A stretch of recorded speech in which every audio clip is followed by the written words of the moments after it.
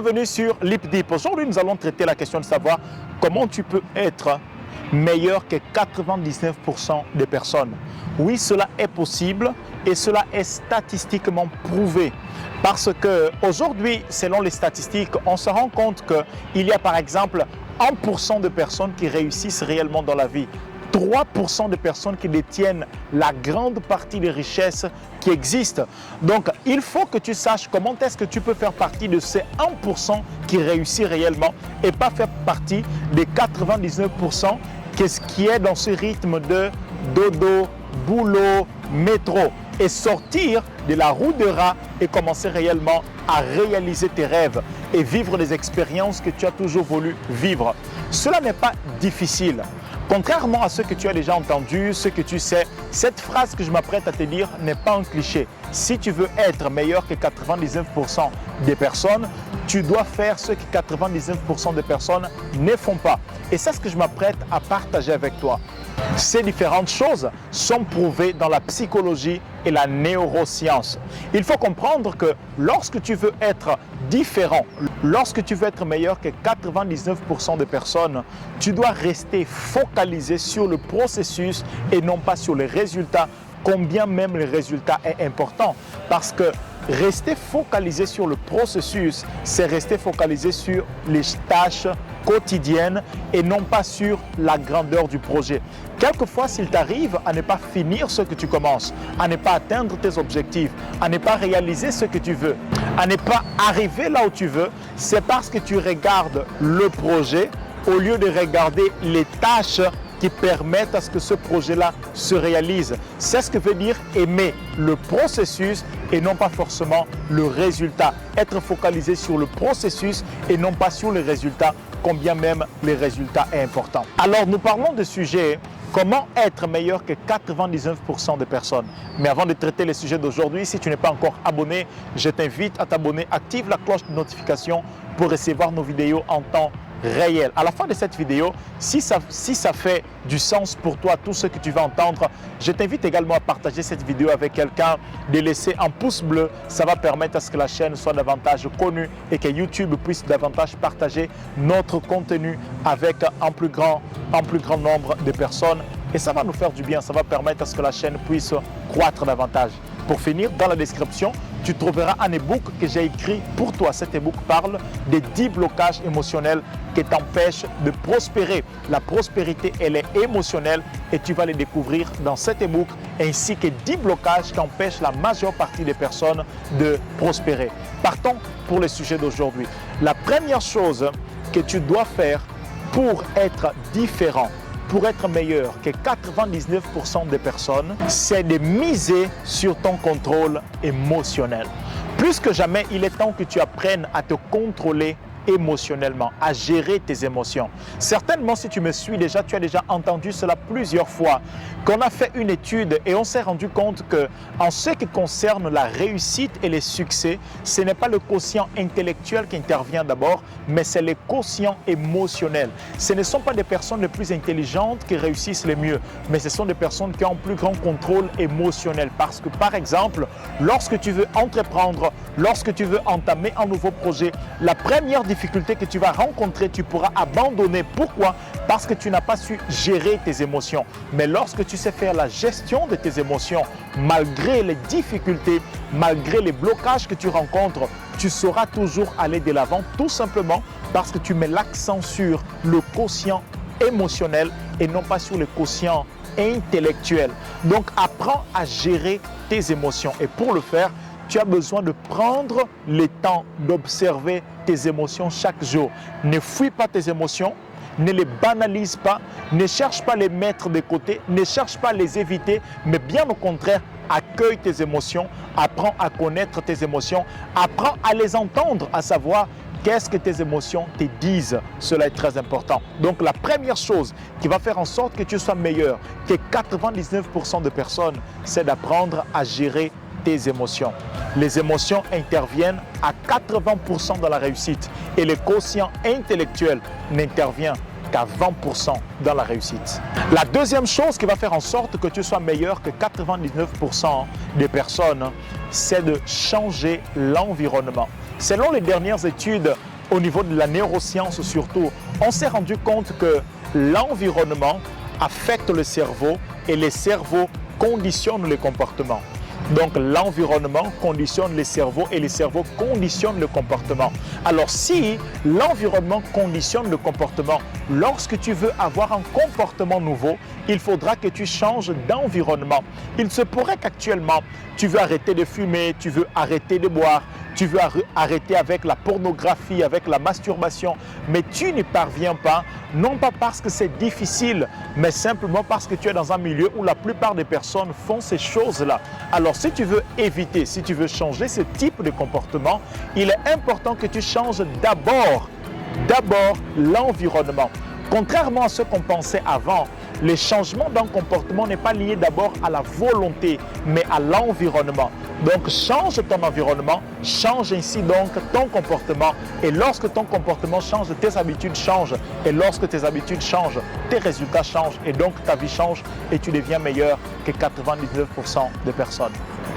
La troisième chose que j'aimerais partager avec toi pour que tu puisses être meilleur que 99% des personnes, c'est d'équilibrer le côté relationnel et le côté, plutôt équilibrer le côté rationnel et le côté émotionnel.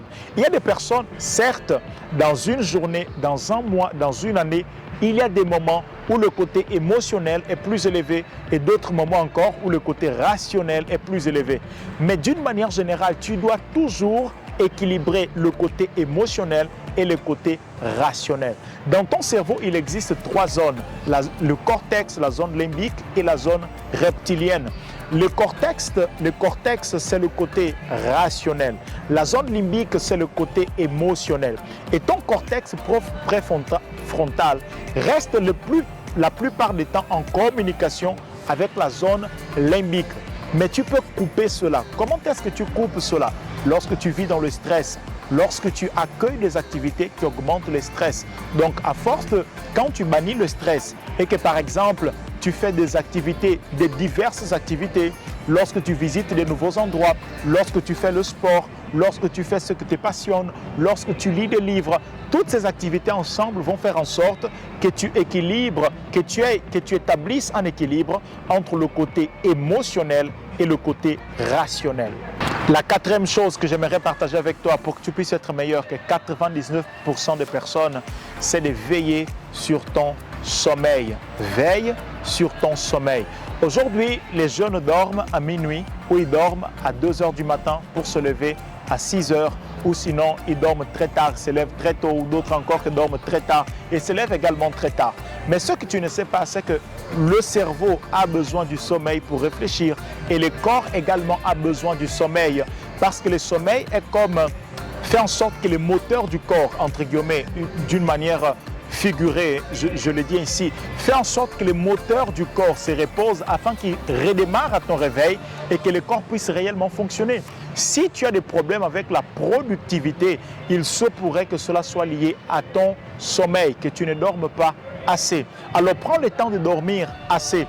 Décide à partir de maintenant d'établir une heure où tu dors et une heure où tu te réveilles. Par exemple, si tu veux dormir avant 2 heures, il faut que tu sois déjà au lit à 21 heures et qu'à 21 heures, tu n'aies plus le téléphone à tes côtés. La lumière bleue, parce que la lumière bleue augmente la dopamine et la dopamine augmente la motivation, augmente l'envie de l'action, l'envie de faire quelque chose, de commencer une nouvelle activité. Donc, si tu veux dormir, il faudra que tu puisses réduire le taux de la dopamine afin que tu puisses réellement dormir. Donc, veille sur ton sommeil et en faisant cela, tu augmentes ta productivité et donc, tu seras meilleur que 99% des personnes. La cinquième chose que je partage avec toi pour que tu sois meilleur que 99% des personnes, c'est que tu puisses à partir d'aujourd'hui veiller sur quelque chose que peut-être on n'en parle pas beaucoup. On dit, on l'entend beaucoup, que l'argent n'est pas important. Non, tu dois comprendre que l'argent est important. Les études ont été faites et on est parvenu à la conclusion que s'il y a un facteur qui contribue davantage au bonheur, non, ce n'est pas l'argent. Mais s'il y a un facteur qui contribue davantage au bonheur, ce sont des bonnes relations. Mais après les bonnes relations, l'argent aussi contribue au bonheur. L'argent n'est pas le bonheur, mais l'argent contribue au bonheur. Donc, si tu négliges l'aspect financier de ta vie, tu ne seras pas meilleur que 99% de personnes. Pourquoi? Parce que quand tu comprends que l'argent est important, de 1, et 2, tu comprends que l'argent est une énergie, est une fréquence. La quantité d'argent que tu voudras avoir, tu vas élever ton énergie, élever ta fréquence à ce niveau. Et le fait d'élever ta fréquence à ce niveau-là fait que tu es meilleur que 99% des personnes. Donc, vois l'argent comme une énergie, comme une fréquence à laquelle tu as accès et non pas comme quelque chose de matériel que tu utilises pour faire des achats. C'est une question de fréquence, c'est une question d'énergie, plus qu'un papier que tu as entre tes mains. Donc, considère l'importance de l'argent. La 6e chose que je partage avec toi pour que tu sois meilleur que 99% des personnes, c'est de faire l'exercice physique. L'exercice physique aide avec l'auto-estime et également avec le contrôle émotionnel. Normalement, quand tu décides de faire l'exercice physique, quand tu décides d'aller à la salle de sport, quand tu décides de courir, quand tu décides de faire la natation, le basketball, le foot, peu importe le sport, normalement ça augmente l'auto-estime en toi. Ton physique commence à changer et lorsque tu marches, ta démarche change. Ton corps, il est dans une position de dominant. Et parce que le sport fait en sorte que le corps se mette dans une position de dominant. Tes épaules, par exemple, ne sont plus tombantes. Tes épaules vont vers arrière. Ta poitrine, elle monte. Ton dos se redresse. Ça, c'est une position de dominant. Et lorsque tu es dans cette position, ça augmente l'auto-estime. Donc, ne néglige pas le sport. Mais en plus de l'auto-estime, et également le contrôle émotionnel, le sport fait en sorte que tu libères un certain nombre d'hormones qui va donner un sens de bonheur, d'enthousiasme, de réalisation dans ta vie. Donc, considère beaucoup le sport.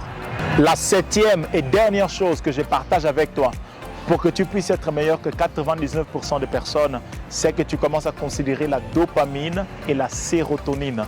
La dopamine, je l'ai déjà expliqué, si tu n'as pas encore vu cela, va dans la vidéo l'automotivation et tu vas mieux comprendre cela. La dopamine, elle est là pour te pousser à aller vers ton objectif.